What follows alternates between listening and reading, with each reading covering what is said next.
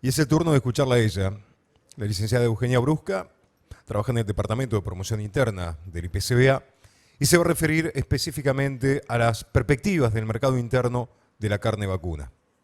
Euge.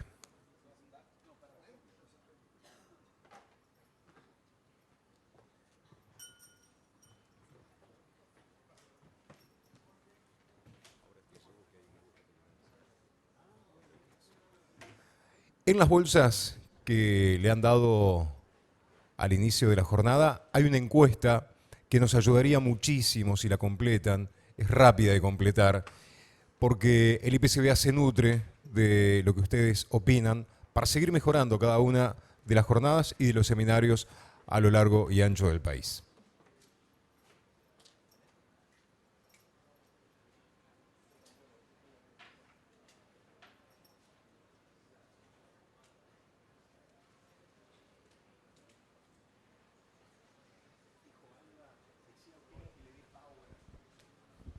Hola, hola, hola. Hola, buenos días. Bueno, ahora le toca el turno a la economista del IPCBA. Los aburrieron un poco con los veterinarios de aquí para allá, pero bueno, ahora toca a mí. Vamos a hablar un poquito más de... Les voy a hablar de números principalmente, de cómo está el sector, de cómo está el consumidor argentino en su canasta proteica cárnica y cuáles son las problemáticas que vemos en el corto, mediano y largo plazo como cadena, ¿sí? Entonces va a ser una breve perspectiva de todos estos temitas. Vamos a hablar primero del sector ganadero argentino, ¿sí? Como bien dijo nuestro presidente, Ulises Forte, Jorge Torelli, nuestro vicepresidente, el 77% de nuestra producción queda en el mercado argentino. Es nuestro principal consumidor. Creo que ninguna empresa a nivel internacional y a nivel nacional resigna ese arraigo que genera la carne o el producto que él vende a nivel general, ¿sí? Entonces, como argentinos y como Instituto de Promotor de Carne Vacuna, no tenemos que descuidar este mercado, ¿sí? Yo les voy a mostrar un poquito lo que estuvo sucediendo durante estos últimos tiempos, pero la cadena tiene que luchar por la promoción tanto en el mercado interno como en el mercado externo. Y quiero recalcarles algo muy importante, el 23% de nuestra producción va afuera. De ese 23% nuestro principal demandante es China. Entonces, sepamos ver a dónde queremos ir y poder distinguir cuál es nuestro mercado, ¿sí? ¿Cómo estamos a nivel general? Bueno, tenemos alrededor de 53 millones de cabezas en el stock ganadero argentino.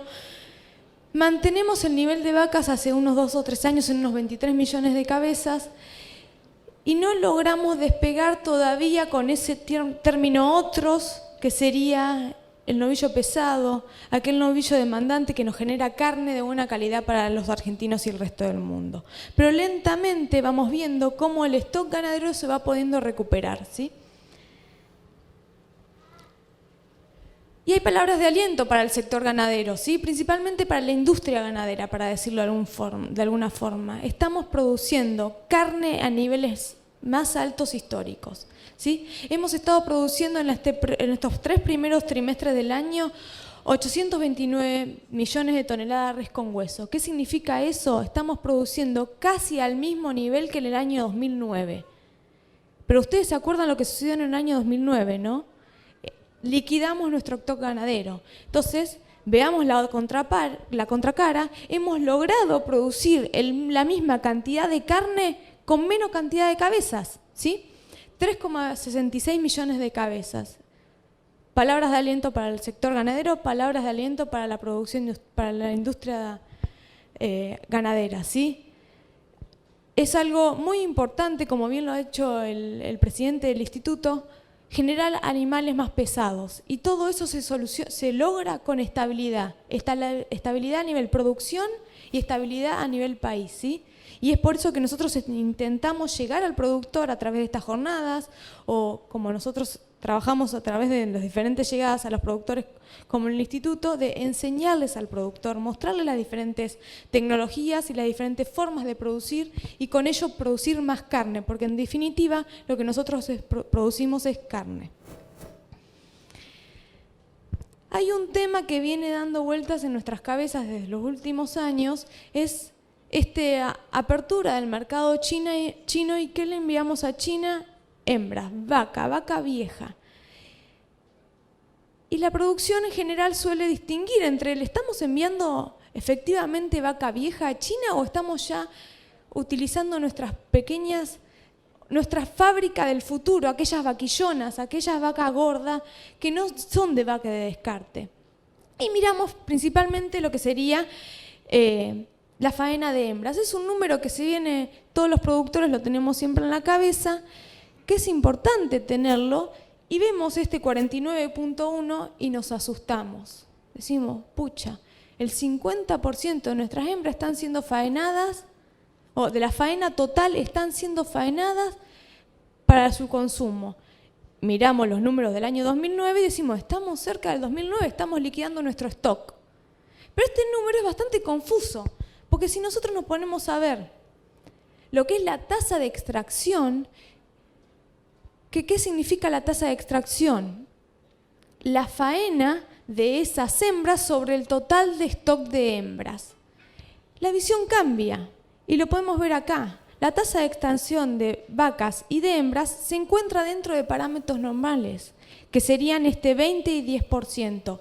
Si nos fijamos bien, en el año 2009, sí la tasa de extracción de hembras estaba por encima. ¿Qué significa eso? Que estuvimos matando sí más hembras de las que nosotros teníamos como stock fijo. Entonces, ¿qué fue lo que pasó? Para explicarlo de otra forma más sencilla, la torta de faena se modificó y esto lo muestra muy bien la tasa de extracción de machos. Estamos faenando mucho menos machos de lo que estuvimos faenando con anterioridad. Entonces, si leemos nosotros la faena de hembras, ese índice, nos queda dando vueltas en la cabeza un número que está interpretado de forma incorrecta. Entonces, es muy importante tener una buena perspectiva de lo que sería la ganadería y de sus índices, pudiendo comprender cuál es la composición de esta faena, ¿sí?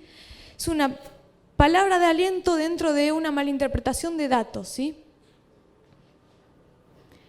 Pero ¿cómo estamos en precios? Nosotros le decimos, sí, queremos que produzcan animales más pesados, hay incentivos para producir esos animales más pesados. ¿Cómo está la ganadería a nivel precio? ¿Cuál es el precio que recibe el productor por su producto? Hoy en día estamos rondando el kilo promedio en mercado de Liniers es $1. Ese mismo dólar que recibíamos aproximadamente en el año 2010, ¿sí?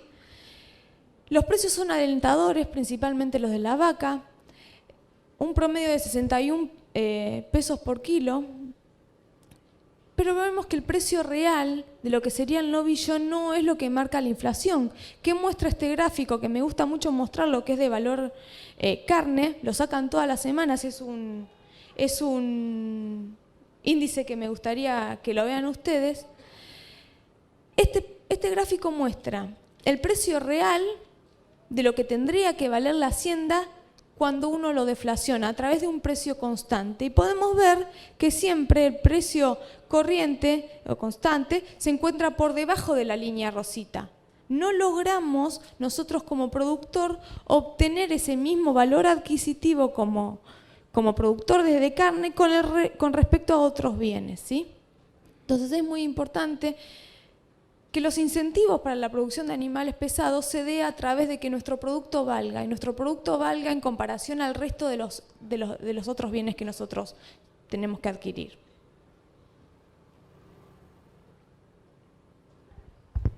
Perdón. Comparémonos con el resto de nuestros competidores, del resto de los productores de carne a nivel internacional. Y nosotros somos el naranja. Y ustedes pueden ver que nuestra línea es se encuentra con mucha ondulación, y eso se debe a los vaivenes que tenemos como productores, como tipo de cambio, ¿sí? Esto es el precio engancho a la vaca dividido el tipo de cambio. Y somos sumamente competidores. Miren Uruguay. Uruguay tiene un costo de vaca engancho, es decir, estos dólares por kilo, casi llegando al doble de lo que tiene la Argentina. Eso muestra la gran competitividad que tiene la Argentina con respecto a sus competidores. Y esto también se ve en el precio comparativo del novillo. Argentina es relativamente más barata en producir ese novillo en precios comparativos con el resto de los competidores. Entonces, eso nos muestra o nos marca una situación de confort y en un buen estado en comparación al resto de los competidores, ¿sí? Pero estamos recién ahora logrando cambiar y sacar de la mente esto de producir terneros. Y lo vamos a dejar a lograr sacar de nuestra mente la producción de terneros cuando el novillo valga relativamente más que el ternero. Y nosotros lo podemos ver acá. En el año 2010, por ejemplo, el precio del ternero era muy por encima, casi el doble de lo que nos pagaban por el novillo. ¿Qué vamos a hacer? Nos dedicamos todas a la cría, al destete, agarramos y vendemos nuestros terneros. ¿Para qué voy a tener un año y medio más a ese animal recriándose y engordándose en mi campo si el incentivo y la moneda que yo voy a recibir al final del periodo no va a estar? Me conviene enviar directamente hacer la recría y enviar el ternero al destete a la venta.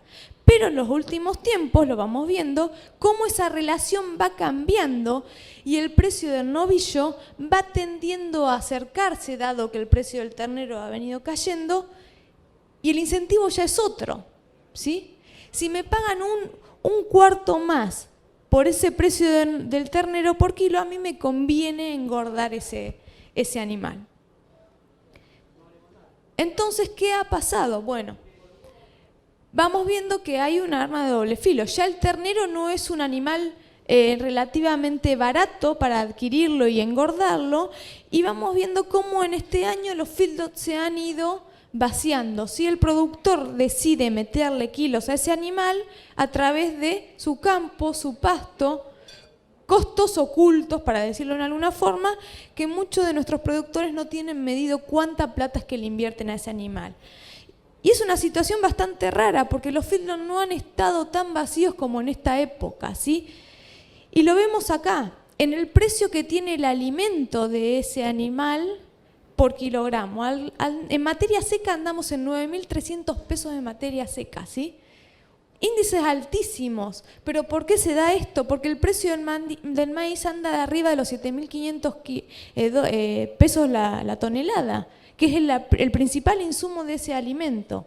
Entonces, este vaciamiento de los feedlots, y más en esta época, se debe a que el costo de producir un kilo en feedlot está muy por encima de lo que nosotros podemos llegar a ganar, y el productor ha decidido hacerse de esos animales y producirlos tranqueras adentro, para decirlo de alguna forma.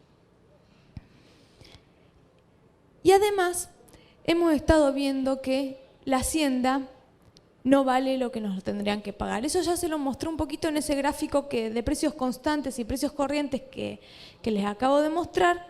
Y miremoslo, ese incentivo a generar animales más pesados siempre va a existir cuando nuestro producto valga en comparación al resto de los restos de los productos. El índice de precios en este último año, en un promedio, ha aumentado un 50%, ¿sí? Inflación 50% significa eso. ¿Y cuánto ha logrado aumentar la hacienda? Un 47%, ¿sí? Estamos por detrás. Y la carne, un 44%, es decir, su poder adquisitivo, si yo pudiese ir y pagar con la carne, compro menos cosas que al nivel general. En cambio, el cerdo y el pollo son productos que se han encarecido mucho más relativamente que la carne vacuna, sabiendo que ellos, su poder de producción es una producción mucho más corta y mucho más rotativa de lo que es la ganadería. Y ahora me voy a focalizar un poquito en el consumidor argentino. Nuestro principal cliente, como me gusta decir a mí, como les dije, el 75% de la producción argentina, de toda la carne que producimos, queda en el mercado interno, y nuestro mercado interno es a quien tenemos que cuidar, pero ha sido golpeado durante estos últimos años muchísimo. 54% de inflación. Midiendo este índice hace que nuestro poder adquisitivo a nivel general, tanto en dólares como en pesos, se ha visto reducido en alrededor de un 20%. Esto muestra la grave situación social y económica que tiene el país. Entonces, muestra cómo ha venido cambiando este gráfico el poder adquisitivo en salarios y poder de compra, y veamos que la carne, dado que su precio ha aumentado menos que la inflación, se encuentra en una leve ventaja en comparación al pollo y al cerdo, ¿sí? Esto es para mostrarles, nosotros tenemos todos los meses un seguimiento de precios en 200 puntos de venta en Capital Federal, Gran Buenos Aires, 80 en Rosario y 80 en Córdoba, y todos los meses sabemos cómo se va moviendo el precio de la carne vacuna, del cerdo y del pollo, y podemos realizar diferentes índices. Les recomiendo cada principio de mes, si pueden entrar a la página del instituto y chequear estos informes, y les da un mejor estado de situación de cómo están los precios de la carne vacuna en comparación al resto de los bienes. Y les quiero mostrar acá cómo la carne, en comparación al resto de los 3 bienes, me gusta decir los complementarios porque formamos una canasta proteica que ahora se la voy a mostrar, aumenta menos la carne que el resto de estos productos. Y para tenerlos en cuenta, la carnicería durante los últimos años ha manejado precios muy por encima que los supermercados. Entonces, si debemos realizar una compra de carne, tenemos que ser astutos como consumidores y saber qué cortes comprar en cada uno de estos puntos de venta, ¿sí? Y ahí está la tarea del IPCBA que ahora yo les voy a comentar un poquito. Consumimos 50 kilos de carne por habitante por año, alrededor de un 12% menos que en comparación que el año pasado, pero no sé si ustedes se acuerdan que el poder adquisitivo de la gente cayó un 20%. 20% a nivel general. Esta caída del poder adquisitivo lo ha sufrido desde los pobres hasta los ricos, ¿sí? Esta pobreza a nivel general es en toda la población a nivel general. Y les quiero mostrar este gráfico que me encanta. Es un gráfico en el que muestra la canasta proteica cárnica, porque decimos, sí, hemos perdido consumo de carne vacuna, pero consumimos alrededor de 114 kilos de proteína cárnica por año. Tenemos el índice a nivel internacional más alto. 50 kilos de carne vacuna, 46 kilos de pollo y 17 kilos de cerdo, cuando en el 2001 solamente consumíamos 7 kilos. En tan solo 18 años la Argentina ha logrado más que duplicar su consumo de cerdo, más que casi duplicar su consumo de carne aviar, pero hemos tenido una deficiencia en la carne vacuna, ¿sí? Nosotros encuestamos a través de sus encuestas, a través de encuestas que realizamos a través de monitoreos online, una vez por mes o cada mes y medio, dependiendo de la ola que estemos trabajando, donde realizan las compras. Y yo no sé si ustedes se acuerdan que les comenté que la carne es más cara en las carnicerías. Y la gente compra más carne en las carnicerías, ¿sí? El 63% de los encuestados, es decir, el 63% de las ventas se dan a través de carnicerías. ¿Pero por qué? Porque existe esta afinidad del argentino con el carnicero y la recomendación, y lo que me dijo don Juan, que hoy salía tierna la bola de lomo y le compré bola de lomo en el supermercado. Yo me encuentro en una góndola con productos envasados que el argentino suele ser reacio a ese producto, ¿sí? Entonces la compra inteligente, como ama de casa que soy, y que hay muchas acá, que hoy en día la ama de casa no es con A, sino es con arroba, porque puede ser tanto el hombre como la mujer. Hemos tenido una preponderancia o un crecimiento de la ama de casa como hombre, como la figura hombre muy grande. Hay que comprar inteligentemente, ¿sí? Nos preocupa mucho la inflación, ¿sí? Entonces nosotros, con estas cosas que queremos saber, qué cortes compran en la carnicería, qué cortes compran en el supermercado, cuál es el precio de la carnicería, cuál es el precio del supermercado, nos gustaría saber qué sucede si nosotros logramos obtener o recuperar nuestro poder de compra a nivel salarial. Y lo principal que nos dicen los encuestados es: compraría más cortes de milanesa, compraría más asado. Algo alentador para nosotros como productores de carne de vacuna. Sabemos que cualquier recomposición a nivel salarial la cadena va a volver a funcionar a nivel promoción interna, a nivel consumo interno, ¿sí? Es algo alentador. Pero también acá viene el trabajo del IPCBA. Nos hemos dado cuenta que los cortes más baratos, como la tortuguita, el chingolo, el roast beef, no son conocidos o no los tienen en cuenta la ama de casa. Y misteriosamente esos cortes son los cortes más baratos en el supermercado.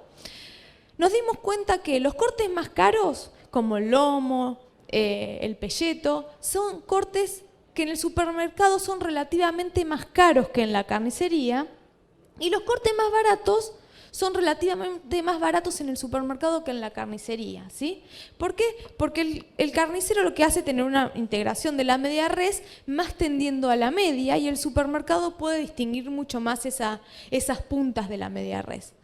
Entonces, como consumidores responsables o como promotores de carne responsables, como el Instituto de Promoción de Carne Vacuna, decidimos fomentar los cortes no tan conocidos, que misteriosamente son aquellos cortes más baratos, que permitirían que aquellas clases de menor poder adquisitivo logren llegar a consumir carne vacuna, ¿sí? Entonces, hemos estado sacando durante estos últimos años diferentes recetarios con recetas alternativas, incorporando cortes que la ama de casa no ha tenido en cuenta, ¿sí? Porque nos dimos cuenta cuáles eran esos cortes críticos. Carnaza, chingolo, osobuco. Se ha puesto de moda, por ejemplo, el osobuco en este último tiempo, refinándolo un poquito más, realizando un osobuco al Malbec, cuando era un corte que lo usábamos para el puchero hace muy pocos años atrás. O la entraña es considerada una chura, por ejemplo, y hoy en día la entraña vale casi igual que un lomo, porque son cortes que se han puesto de moda. Entonces, es muy importante conocer aquellos cortes alternativos que, dándole un poquito una vuelta de tuerca en su preparación, permite también adquirir ese producto. También trabajamos a nivel redes sociales y web. Tenemos nuestros canales de YouTube, nuestras redes sociales, en el cual todo el tiempo estamos lanzando nuevas recetas direccionadas principalmente a esos cortes que nos salen frecuentemente en la carnicería y en el supermercado. Cambiando de tema, les voy a hablar de los retos que debemos enfrentar en el corto, mediano y largo plazo, y creo que nos tienen a todos preocupados, ¿sí? Hay nuevas generaciones, nuevos consumidores, como les dije muy por arriba, ya la ama de casa no es la mujer solamente, sino que el hombre tiene una preponderancia muy grande en el hogar.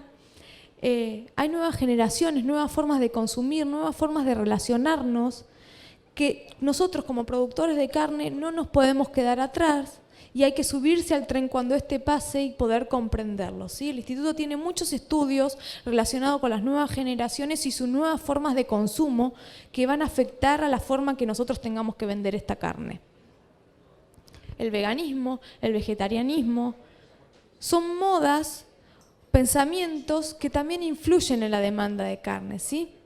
Nosotros tenemos que remarcar como promotores de carne vacuna la importancia de la inclusión de la carne vacuna en la dieta balanceada. Somos omnívoros. ¿Qué significa ser omnívoros? Consumimos vegetales y consumimos carnes a nivel general, proteínas cárnicas. Entonces, ese balanceo en la dieta es muy importante, ¿sí? Hay estudios del Hospital Garrahan de pediatras que muestran la importancia y la inclusión de la carne vacuna durante el embarazo, esos primeros 1000 días desde la concepción del feto y su desarrollo intelectual del bebé a lo largo de toda su vida. Entonces, ¿qué debemos hacer nosotros los argentinos o los consumidores de carne? Promover el consumo a través de mostrar los beneficios que tiene la carne vacuna, ¿sí? Y hemos sido bombardeados por otro lado, que ha sido la emisión de gases de efecto invernadero. Pero estos estudios se han olvidado de una gran cosa, que no han contemplado el secuestro de ese dióxido de carbono que hace la producción argentina, por ejemplo. Esa rotación que habló el administrador del campo, en el cual dijo, nosotros hacemos una producción rotativa, o esta producción mixta entre una ganadería y la agricultura en el mismo campo, permite la oxigenación de esas pasturas generadas por lo que sería el comer del animal esas pasturas mismas, ¿sí? Entonces el secuestro de ese dióxido de carbono hay que tenerlo en cuenta y el balanceo a nivel internacional es algo muy importante. Como les digo, si todos nos dedicamos nosotros ahora a comer vegetales, colapsaríamos la producción de vegetales a nivel mundial. Si todos nos dedicamos a comer carne, colapsaríamos la producción de carne a nivel mundial. Entonces el balanceo es lo que nosotros buscamos. Somos omnívoros, balanceamos nuestro plato. Y se han visto otras alternativas, porque han criticado tanto la producción de carne vacuna. Bueno, ¿qué ha hecho La Plata, la gente, los empresarios? Generar una hamburguesa o carne sintética con mucha plata detrás, promocionando algo nuevo. Carne sintética, carne de laboratorio. Esa palabra carne está mal utilizada porque no proviene de una proteína animal, ¿sí? Entonces, a estar atentos nosotros como productor de carnes, vacunas y productor de carnes a nivel nacional para el mundo, de qué sucederá con ese producto. Los cambios hoy en día ya no son en 10 años, los cambios son en 1, en 2. El celular juega una función impredecible en este terreno, ¿sí? Para ir terminando, breves conclusiones. Producción de carne, estamos en récord, ya llegamos casi al récord de producción de carne y gracias a Dios no a nivel cabeza, sino a nivel kilos. Estamos logrando aumentar el peso de la media res. La faena de hembra se encuentra dentro de parámetros normales, porque si la examinamos mejor con la tasa de extracción, vemos que ha cambiado esa torta y cómo se ha dividido. Encontramos unos precios firmes por detrás de la inflación. La ocupación de los feedlots está por debajo, dado que el alimento es muy caro. Como consumidores a nivel mercado interno, estar atentos. Cualquier mejora en el poder adquisitivo de la gente va a mejorar la demanda de la carne. Gracias a Dios hoy está China, que nos demanda y nos permite a los productores seguir manteniendo ese precio firme, porque es algo muy importante. Y los retos que les acabo de nombrar, la importancia de la inclusión de la carne vacuna, la carne sintética, los gases de efecto invernadero y las nuevas generaciones son algo a tener en cuenta en el corto, mediano y largo plazo. Muchas gracias. Muchísimas gracias, licenciada Eugenia Brusca.